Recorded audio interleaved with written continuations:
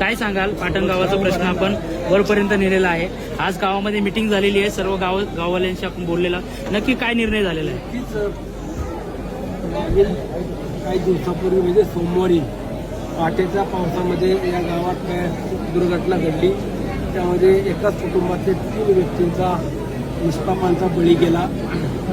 सुदैवानं भगवंताच्या कृपेनं एकाच कुटुंबातील म्हणजे त्याच घराला बाजूला घर असलेले जवळपास 20 ते 22 व्यक्ती त्या घरामध्ये राहत आहेत. लहान लेकरं असतील, महिला असतील, पुरुष मंडळी. त्याही घरावरती काही प्रमाणामध्ये दगड आणि लगदा आलेला पाहिला.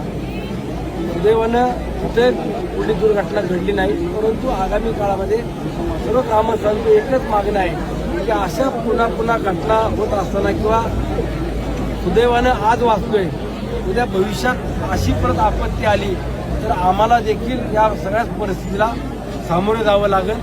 आणि म्हणून आपण राज्य सरकारच्या माध्यमातून आमच्या संपूर्ण गावाचं पुनर्वसन करावं.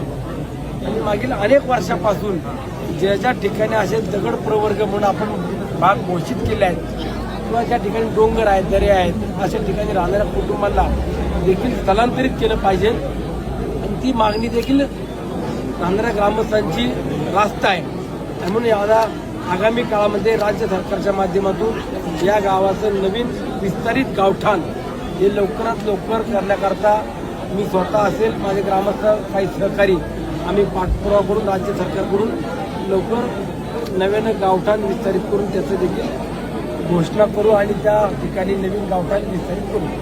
आता ज्या वेळेला ही घटना किंवा प्रसंग आला त्यावेळेला संपूर्ण गावच सोडून दुसऱ्या ठिकाणी नागरिक राहायला गेले होते. आणि त्यातून काही भुरट्या चोरट्यांनी अशा परिस्थितीचा फायदा उठवला. मी पोलीस प्रशासनाला सूचना केलेल्या आहेत.